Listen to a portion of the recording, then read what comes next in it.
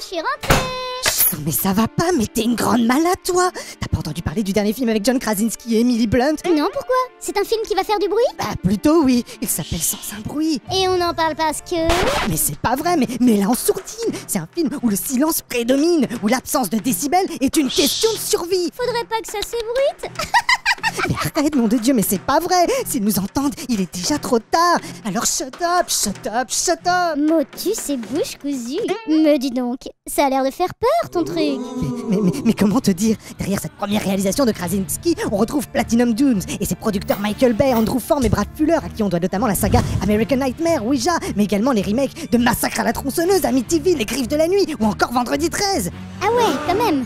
Alors Sans un bruit est un film dans la droite lignée de ces classiques de films d'horreur. C'est ce que je me tue à te dire. Est-ce que ça fait peur? Bref, est-ce que ça vaut le coup d'aller le voir? On vous dit tout dans la gifle-histoire du film Sans un bruit. Oh my god.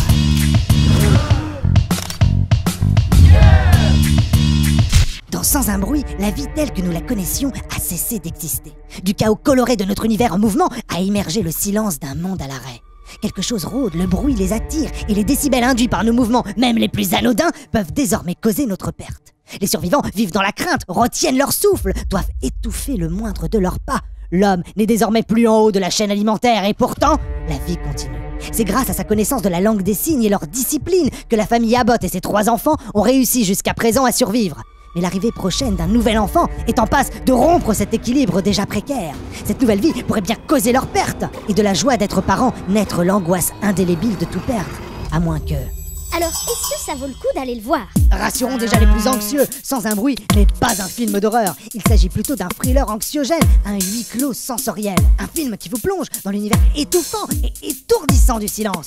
Et ce qui impressionne, c'est cet équilibre entre les phases de silence, de jumpscares et de scènes explicites. Cette montée en tension progressive, ce rythme impeccable et haletant. Et le jeu d'acteur? Il est d'une grande justesse, avec un John Krasinski et une Emily Blunt qui transpirent d'angoisse et des enfants crédibles dans leur rôle, notamment Noah Judd que l'on avait déjà repéré dans Bienvenue à Suburbicon, mais également Millie Simons, sourde depuis qu'elle a 1 an et qui maîtrise parfaitement la langue des signes. Tout ceci touche quasiment au sans faute. Oui, sauf que le film tire quand même quelques grosses ficelles scénaristiques. Esprit scientifique. L'univers est bien pensé, mais pêche dans la finition. Par exemple, niveau décor, il y a des chemins de sable blanc partout, en plein cœur de la forêt, dans la ville, mais personne ne t'explique d'où vient ce sable.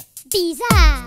Ensuite, on ne comprend jamais vraiment quel est le seuil auditif critique entre ce que les monstres entendent et ce qu'ils n'entendent pas. Frustrant. Enfin, on a quand même trouvé que tomber enceinte dans un monde où le silence prévaut, c'est quand même chercher un peu les problèmes. C'est quand même chercher un peu les problèmes. Ce n'est donc pas le sans faute escompté, mais cela reste un bon divertissement. Et ça, c'est déjà pas mal. Attendez, ne partez pas! Une histoire, ça se partage. Mettez-nous un pouce. Ou un commentaire.